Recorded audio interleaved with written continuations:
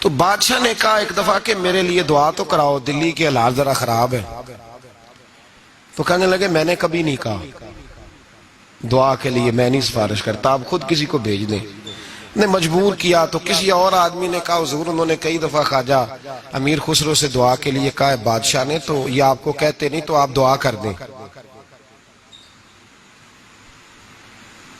تو حضرت خواجہ نظام الدین صاحب کہنے لگے بادشاہ سے کہو میں نہیں تیرے لیے دعا کرتا، دعا کرانی ہے تو حضرت ابو علی قلندر کے پاس پانی پت جائے، وہ دعا کریں گے تو حالات صحیح ہو جائیں گے دلی کے۔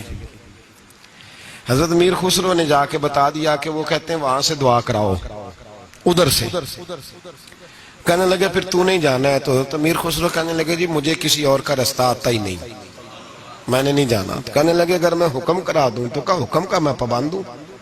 حکم ہو گیا حضرت خواجہ نظام الدین صاحب کی طرف سے کہ جاؤ پانی پت۔ حضرت امیر خسرو گئے حضرت ابو علی قلندر کے پاس، ان سے جا کے دعا کرائی۔ پانی پت بڑی دور ہے دلی سے، دعا کرائی تو کہا بادشاہ سے کہنا حالات صحیح ہو جائیں گے، اور جب صحیح ہو جائے نا تو پھر میرے پاس آئے، صحیح ہو جائیں۔ دعا کی تو اگلے دن ہی معاملات بہتر ہونے لگے۔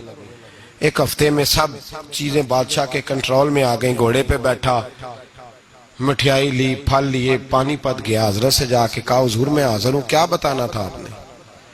آپ فرمانے لگے تو نے دعا کے لیے خواجہ نظام الدین صاحب سے کہا تھا، تو انہوں نے کیا کہا؟